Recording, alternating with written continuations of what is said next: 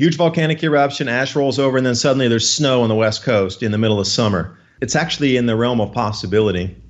But that got very, very few headlines. Very few. And you would think with that large of an eruption, they had NASA images and European Space Agency images and private satellite images. Wow, it was a huge, huge eruption. Adapt 2030 Mini Ice Age Conversations covers changes in our climate due to a new and intensifying grand solar minimum. In the media, overlooking, downplaying, or burying cold weather changes occurring on our planet. This is in order to keep the global warming agenda steaming full speed ahead.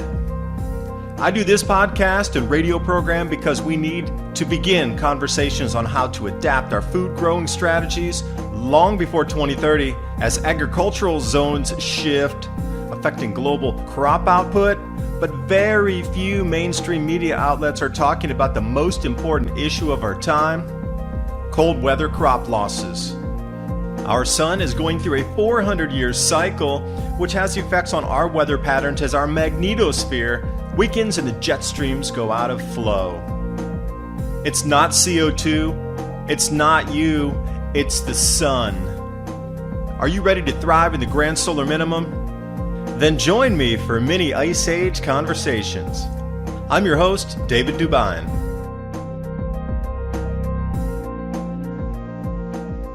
Second thing about the wildfires.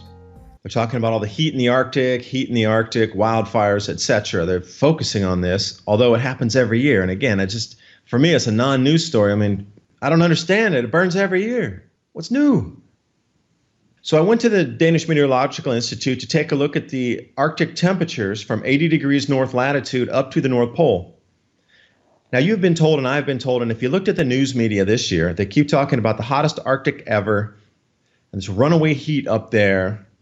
And it's a pervasive headline for the last 3 months?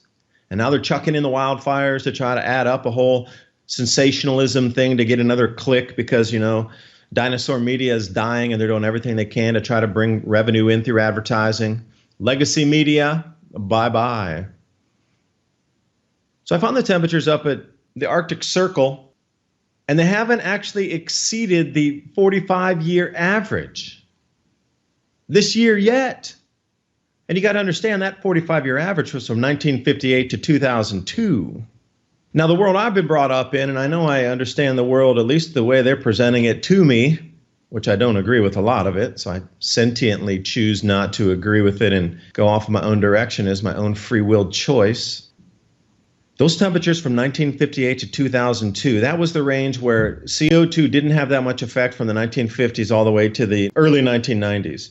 So in earnest, out of that 44-year record, we should have only gotten 10 years of heat spike from the increased warming, right? So at that time, that 45-year trend of average temperature should have been lower than what we would expect today because those temperatures were taken much further back in time when there was not as much CO2, there was not as much car, factory, economy on the planet back in the 50s.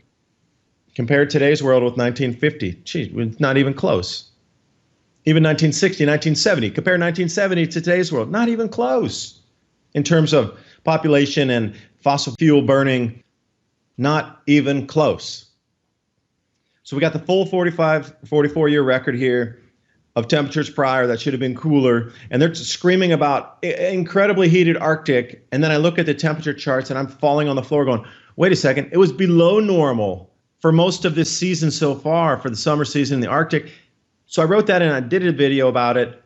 And you know what the comment was coming back? A couple people wrote to me and said this.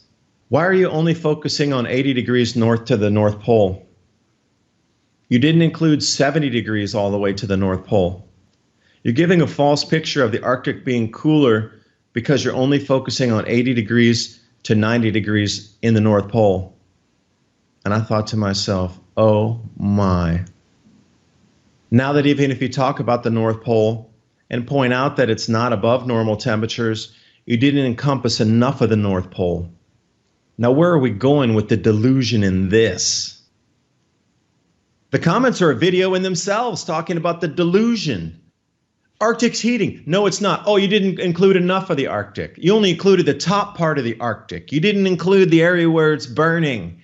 You got to include that. No, 80 degrees north to 90 degrees is what the North Pole is. I don't know how much more cleanly you can define the North Pole. The whole top of the planet from 80 degrees north up to the very tippy top where it says 90 at the North Pole, where the 90, where those crosshairs go, where any direction you move is going to take you back south again. That place, North Pole, not warming this year. Again, what should I just go down to like 60 degrees north up to the North Pole and make the video about that? That's in a whole new cloud band, man. 60 to 90 north is a whole new cloud cell on the planet. 0 north to 30 north is one Hadley cell. That's what everybody knows that one. That's like the most familiar one. But then you truck further north, you get 30 to 60, and then you get 60 to 90 up to the top up there with a high blocking pattern this year. And the high blocking pattern was supposed to set record heat in the Arctic, but it didn't. So calling out, I couldn't believe the responses on that.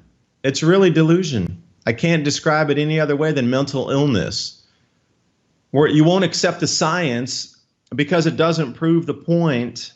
So you have to say that the science is no longer valid, that what they used to prove global warming for all these years now shows something different. So now you have to suddenly discount it. That's insanity, truly.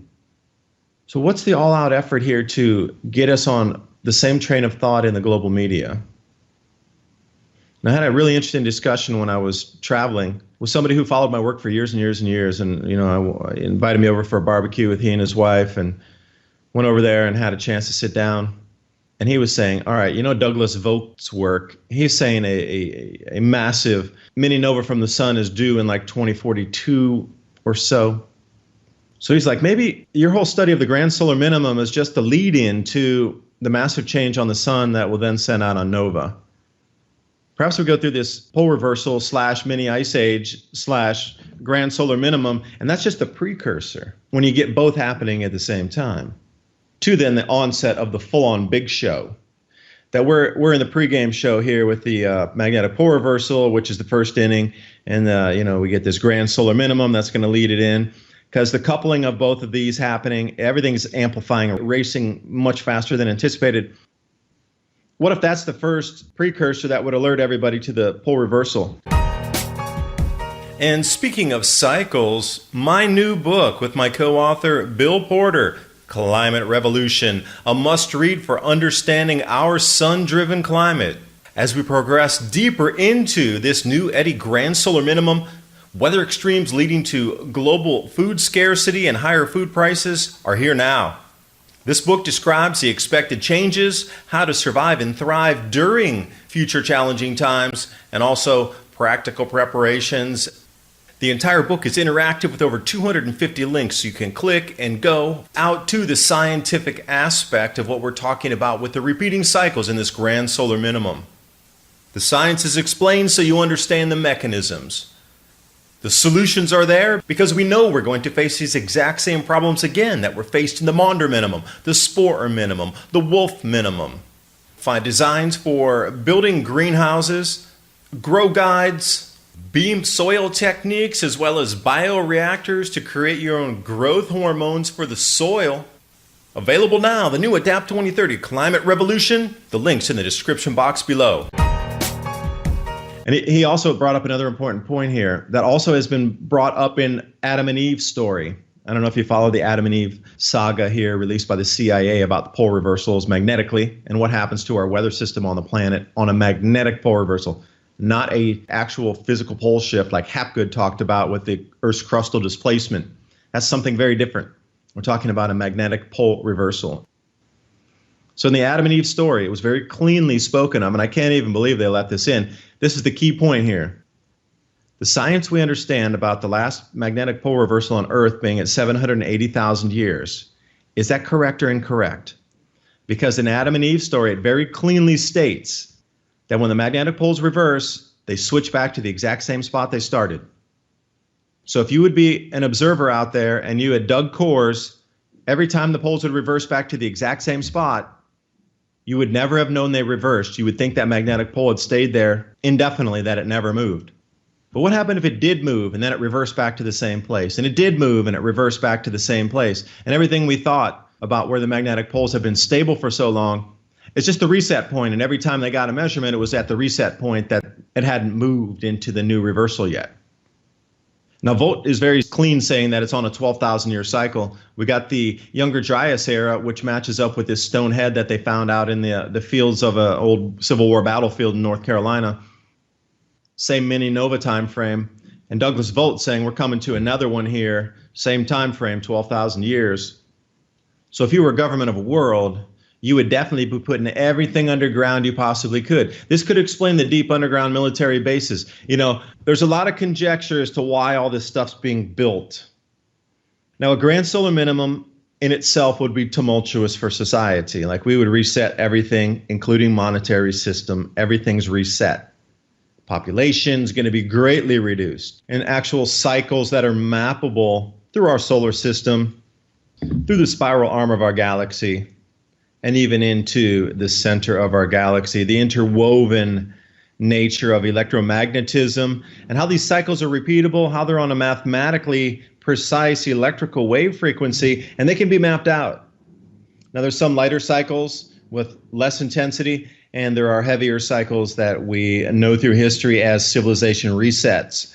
Now, where are we in terms of the flow right now in the cycle? Well, we've definitely begun a step down into the grand solar minimum and the magnetic pole reversal. And speaking of which, this is off Electroverse. Those thinking wavy jet streams and polar vortices are something new caused by increasing CO2. Please reference the Great Arctic Outbreak of February 1899.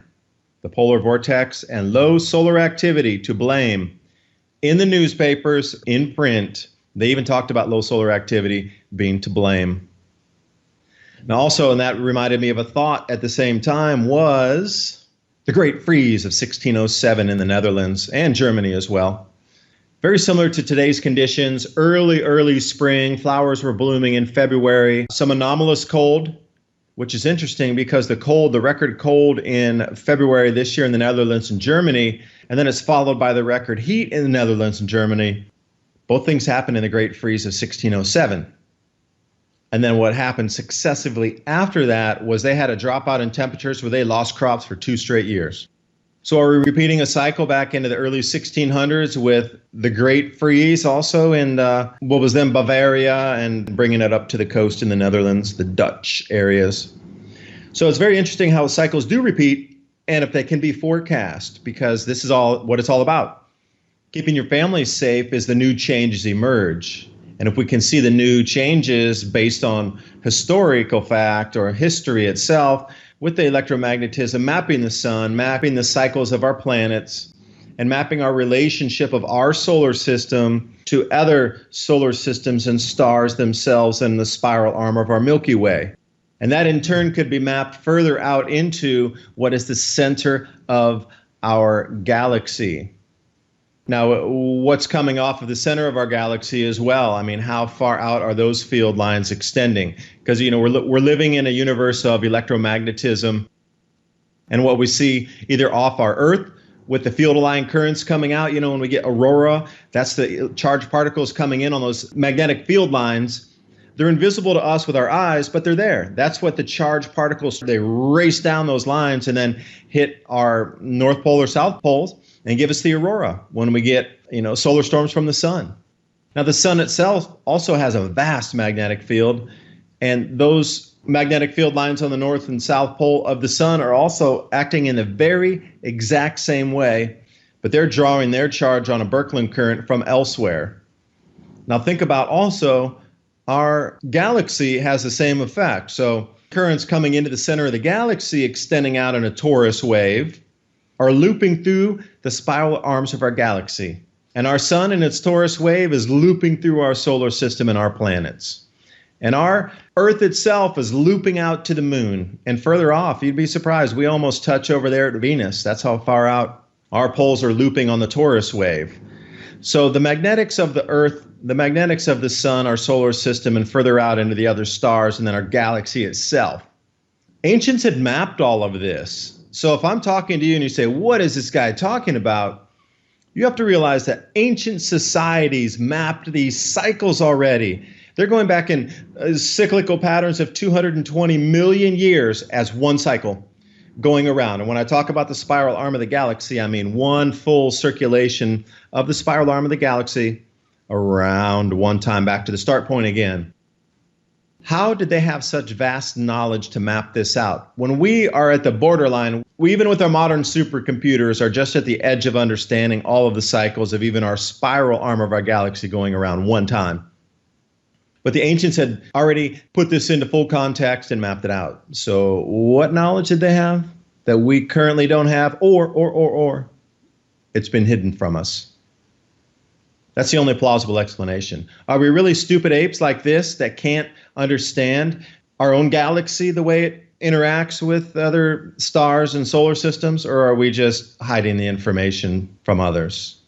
Got to be one of the two. It's like an A or B choice. It's pretty simple. We're stupid apes and we can't figure out our own galaxy, or the information's hidden. Now imagine if you did have the information and you were the hider of the information. How much of it, like a huge advantage that would give you to control society if you hid that information from the masses. It's almost like priests of old on top of the temples emerging out of the deserts or out of the rainforest, and they were the ones that could see and forecast eclipses and tell the people, we're gods. We can make the sun disappear. But they knew an eclipse was coming. I mean, sheesh, I could do that too. All right, well, on May 12th, there's going to be an eclipse from 12:45 to 12:49.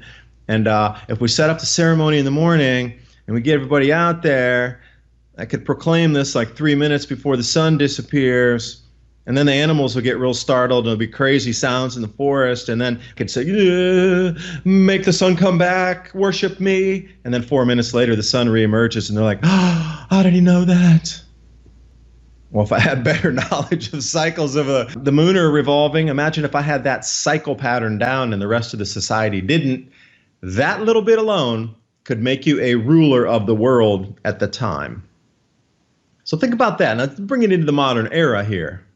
If you were hiding that information, what would you hide from the public so you could still retain power and leadership when most of it is ill-gotten gains and leadership and power?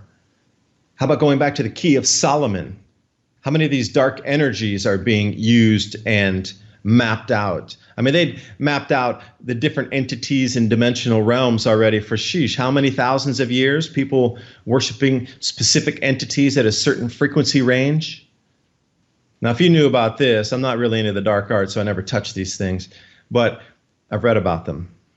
Go back to the Key of Solomon, check out the Goetia and see how many of these entities are out there, and they have certain different frequency, and again, they purvey certain types of information to individuals that seek those things out and worship them and give them energy and all these things. Now, being in contact with that being in itself would give you huge understandings of where the circular patterns of just cycles of the workings would be. Perhaps that's what they were touching into and communicating directly with this being that was giving them so much information about our 220 million year cycle. Perhaps they're using psychedelics and touching with these beings, using DMT and going off and getting into the realms. There's a lot of information being purveyed out there. So maybe there's a whole collective of people who are just into psychedelics, and they're kind of the messengers going between worlds and bringing back information to the elite. They always make psychedelics illegal, although they do nothing for addictiveness. Nobody gets addicted to magic mushrooms. That you use these things with reverence and you jump into different worlds. How many peyote addicts do you know? Ayahuasca addicts that are sitting on the side of the street homeless because they're using ayahuasca daily. None. Zero. Look at all the problems with the opiates. Look at all the problems with the meth. That's the stuff they want you to use, because that is the dark realm, hell energies encapsulated in a physical form that overtake the body. Yet these things that give you greater knowledge and vast access to universal workings are forbidden from us, the average citizens across the planet. Why do they not want you to access these different realms? There's hidden information all around us. Cycles of time, cycles of civilization. TrueLeafMarket.com. I really want to talk about growing your own food, which will be a necessity moving forward. And there's so many ways that we can go about growing different types of vegetables that we're going to need. Microgreens are incredibly nutritious. They're super fast to grow. In less than a week, you can have something that you can eat. Also, sprouts. We can get those a little bit taller, a little more dense, a little bit larger volume on the vegetation mass coming off of there. So how do you know what kind of sprouts to grow? How about wheatgrass or herbs? What about different types of herbs that we can add to our foods? Now, what I just described to you, there's a full range of starter guides there at trueleafmarket.com for you to take a look at. Even if it's just for your own knowledge and you don't purchase something from them, at least get the information so you know how to grow microgreens, you know how to grow sprouts, you understand what some of the herbs are for. trueleafmarket.com. Use the link below and give yourself the gift of organic and heirloom seeds. The sun is an energetic being. Imagine being able to talk to the sun, communicate with the sun telepathically. I mean, the workings of these higher dimensional realms, especially in star systems and stars themselves that are energetic beings, you don't communicate by talking, it's telepathy. So imagine having a conversation with the sun telepathically. Would you be even able to get to that level, or would it be too strong for your physical body energy level and it'll blow you out like a circuit? Bzz. The Great Freeze of 1607 and the Great Freeze, the cycle of 1899. Now, if we are stepping down into something cooler here, and I want to run through a couple of the cold temperature stories. Now, we've heard about a lot about the hot stories, right? Like when I look over here at a rundown on, let me see, I'm going to come back to the Big Wobble. I actually like this site a lot, although they're pretty pro-global warming. I like the way they did, I said in the last hour, the way they coupled the extreme heat in Europe, and then they also, in the very same article, sandwiched together the cancellation of Tour de France, stage 19, due to snow. July snows canceled that leg of the Tour de France. But it was such extreme weather, such extremes. The temperature dropped 40 degrees in 24 hours, and then there was extreme lightning. To put this into context, you're up there, the Tour de France is cruising, the heat wave's down further. I mean, obviously when you're in the mountains, it's going to be cooler, but it's still warmer in the mountains. But then there was an inverse, and where the equatorial vortex was punching through the atmosphere, once it moved slightly, that preceding edge of the front dropped in. When the equatorial vortex moved and that heat was displaced, well, it was displaced by the cold that dropped in. And they had apparently, now some stations were saying 20-degree drop in temperatures in 24 hours. Other stations said 40-degree drop in 24 hours. It was more like an extreme lightning front mixed with snow that swept through. But the plants growing and maturing in the fields are not going to like that. Not only did the plants just get pelted, our crops, with record heat, but a few weeks ago it was record cold. They had the coldest temperatures ever recorded in July, going back 300 years in both Germany and the Netherlands. And then when we come up into Norway and Finland, they experienced the same thing, but they had snow. So you get this record heat, record cold, record heat, record cold, flip-flop 4 times in a month. Now, how do you think the crops are going to respond to that in the ground? That's what it's all about. It's all about the food. No food, no civilization. And I'm not even going to say society and sugarcoat it.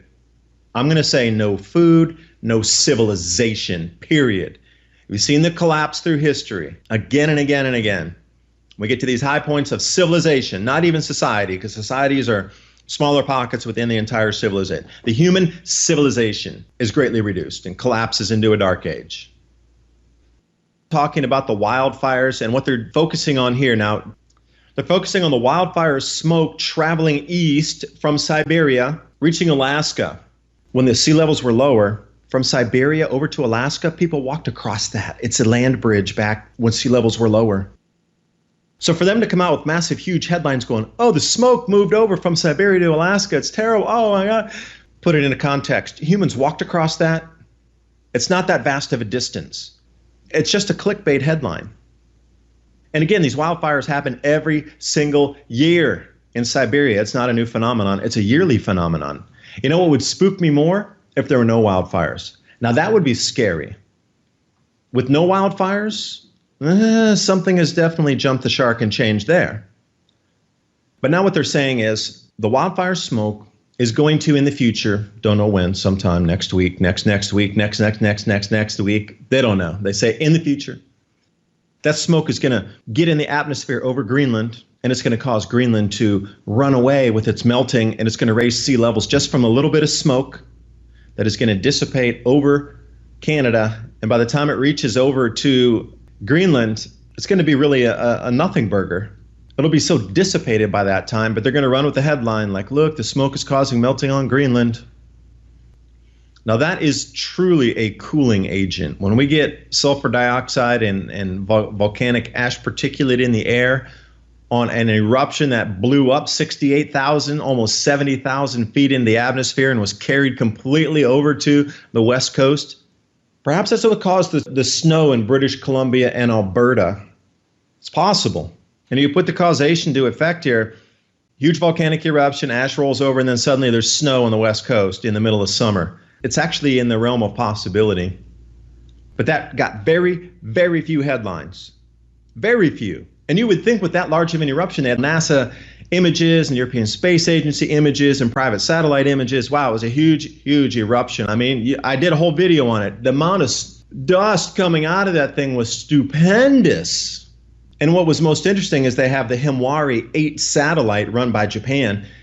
It sees the sunrise coming up from the east from, let's say, Japan area, and a little bit north up into that same Kamchatka End Peninsula there. That satellite is stationary, and it takes an image of the sunrise looking toward North America, looking toward Canada and the west coast of the United States and Alaska. The day after that eruption, when that sunrise came up, the entire horizon was brown with volcanic dust. And it still didn't cool or do anything with Greenland. You never heard anything about that volcanic dust because it would have cooled Greenland. Now, this is smoke, not volcanic aerosols. It is such a night and day difference on the effect of what smoke can do versus sulfur dioxide and volcanic ash. Yet for some reason, because it's a Siberian fire, they're trying to give it all this impetus, like this smoke can do all this. Halfway across the planet, it's going to raise the temperatures and melt the ice sheet on Greenland. Oh, the insanity. I look at these things, I'm like, wow. Here's another one coming up. Something big is going on up there, and they're talking about further higher in the atmosphere. Sunsets are being witnessed around the world as the Arctic burns. Worst Arctic wildfires in 10,000 years. Come on. I can't even believe that headline. Now, here's the thing. Back in the 1930s, and if you look at the wildfire index just in the United States, just in the western part of the United States, they have the wildfire index out there. Now, there's two wildfire indices. One is for the western part of the United States from the 1850s, and then they have a global wildfire index from the 1650s. Now, the only reason I know this is because I already did videos on this before. Remember Governor Jerry Brown, Moonbeam down there in California, kept saying it's the worst, it's the hottest in 10,000 years or whatever because of the wildfires. Even in the 1850 wildfire index up to today, there were far more wildfires in the 1930s than there are today. And once I pointed that out, people came out of the woodwork again. Oh, there's better fire control today. Oh, they didn't put out forest fires like they did then. Oh, there was more trees, so there had to be more burn back then. Always an excuse to explain away the fact.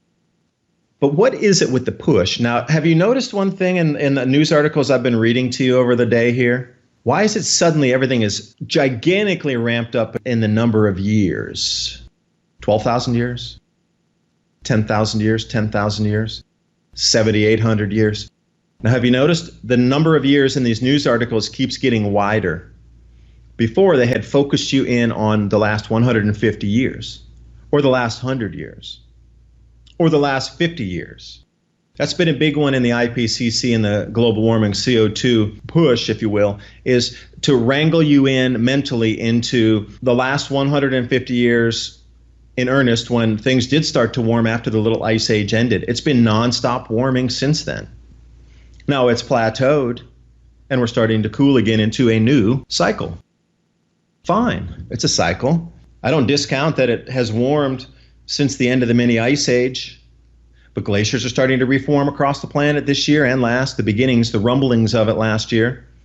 Glacier National Park has removed the signs that said, look, all these glaciers are going to disappear because they've increased this last year.